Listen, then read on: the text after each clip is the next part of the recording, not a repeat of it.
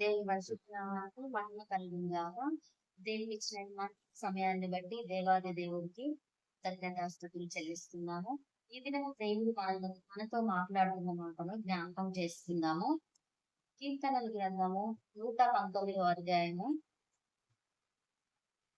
9వ వచనం. యవనస్తులు దేని చేత తమ నడత శుద్ధిపరచుకుందురు? నీ వాక్యమును బట్టి దానిని జాగ్రత్తగా చూసుకుంట చేతనే కదా. నా పూర్ణ హృదయంతో నేను వెదికి ఉన్నాను. నన్ను నీ ఆజ్ఞలు విడిచి తిరగనీయకుము. నీ ఎదుట నేను పాపము చేయకుండానట్లు నా హృదయంలో నీ వాక్యము ఉంచుకొని ఉన్నాను. హల్లెలూయా, దేవునికి స్తోత్రం.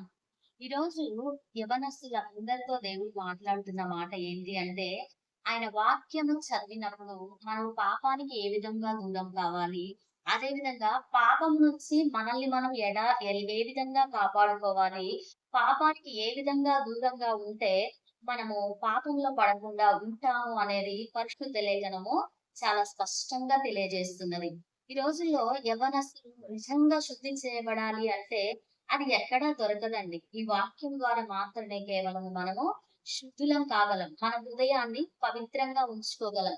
యవ్వనస్తులకు ఈ రోజు ఉన్నటువంటి భయంకరమైనటువంటి వ్యసనము ఏంటి అంటే అది ఇన్‌స్టాగ్రామ్, ఫేస్‌బుక్, వాట్సాప్ ఇంకా చాలా ఉన్నాయి. ఇవన్నీ కూడా యవ్వనస్తుల్ని దేనికి దారి తీస్తున్నాయి అంటే వారి మరణానికి దారి తీస్తున్నాయి. అదే విధంగా యవ్వనస్తులు లేచిన దగ్గర నుంచి పడుకునేంత వరకు కూడా వారి హృదయం అంతా కూడా చెడిపోయి, వారి హృదయం అంతా కూడా పాపముతో నిండి ఉన్నది. ఏ విధంగా అంటే వారి ఎదుట ఏం కనిపిస్తుంది అంటే వారికి సరైన మార్గమే కనిపిస్తుంది గాని, సామెతల్లో ఉంటుంది, ఒకని మార్గము వారికి సరి అయినదిగా కనబడును గాని తుదకు అది మరణమునకు దారి తీయును. హల్లెలూయా, దేవునికి స్తోత్రం.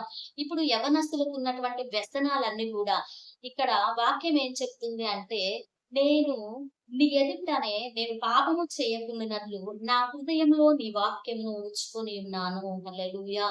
యవ్వనస్తులందరూ కూడా నిజంగా ఇప్పుడు చర్చికి వెళ్ళేవారు ఆ విధంగానే ఉన్నారు. చర్చి బయట ఉన్న వాళ్ళు కూడా ఆ విధంగానే ఉన్నారు. ఎందుకంటే బయట ఉన్న వాళ్ళ సంగతి పక్కన పెడితే చర్చికి వెళ్ళే వాళ్ళు కూడా వారి హృదయంలో ఏం లేదు అంటే వాక్యము లేదు. వాక్యం ఉంటే మనం పాపం చేయము.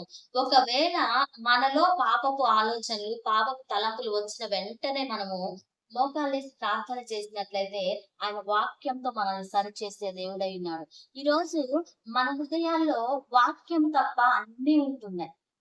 దేవుడు కోరుకుంటున్నది శుద్ధ హృదయం కోరుకుంటున్నాడు.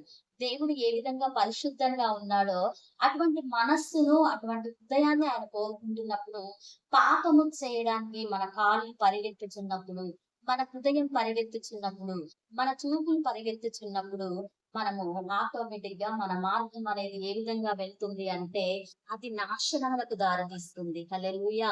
కాబట్టి ఈ ఉదయకాల సమయంలో ఈ యవ్వనస్తులందరితో దేవుడు మాట్లాడుతున్న మాట ఏంటి అంటే, ఒక వ్యక్తిని నమ్మి తనే నాకు రైట్ పర్సన్ అనుకొని నువ్వు ఏ విధంగా మనిషిని ఆధారం చేసుకుంటున్నావో జాగ్రత్త. ఆ మనిషి వలన నీకు ప్రాణమో పోతుంది. ఆ మనిషి మీద హోప్స్ అని నువ్వు పెట్టుకొని నీ గురి, నీ గమ్యమేంటో తెలియకుండా లేచిన దగ్గర నుంచి పడుకునేంత వరకు నువ్వు ఫేస్‌బుక్ లో ఉంటున్నావా? ఇన్‌స్టాగ్రామ్ లో ఉంటున్నావా? ఒకరు కాకుండా మరొకరితో చాటింగ్ చేస్తున్నావా? ఒకరు కాకుండా మరొకరితో రహస్యంగా పాపం చేస్తున్నావా?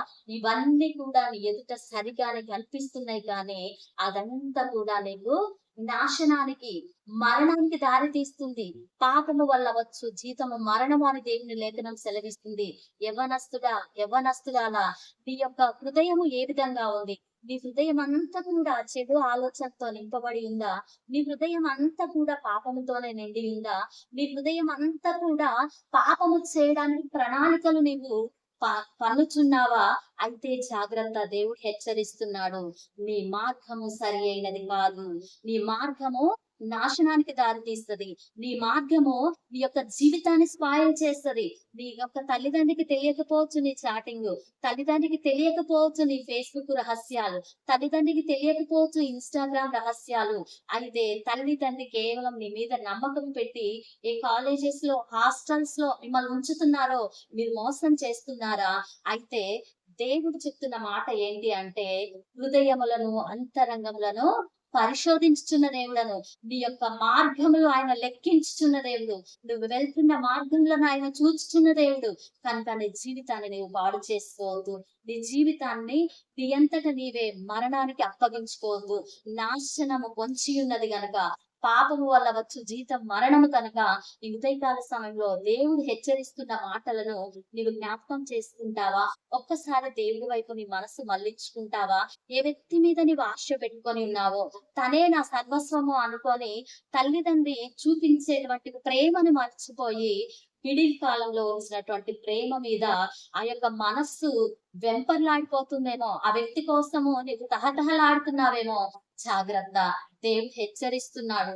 అది మరణమునకు పోయే మార్గాన్ని, దారిని నీవు ఎంచుకొనుచున్నావు.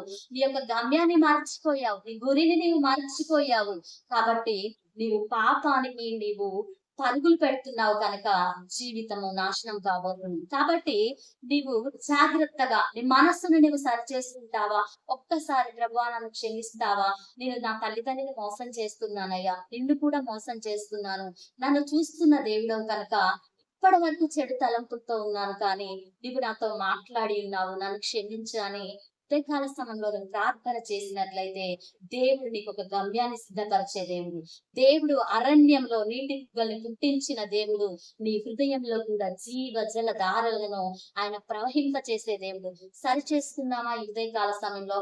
ఎక్కడ పాపంలో తప్పిపోయామో, ఎక్కడ జీవితము నాశనం అయిపోతుందో దేవుడు ఈ ఉదయకాల సమయంలో మాట్లాడి ఉన్నాడు కనుక, ఈ మాటలు దేవుని హృదయంలో ఫలింప చేయునుగాక. ఆమేన్.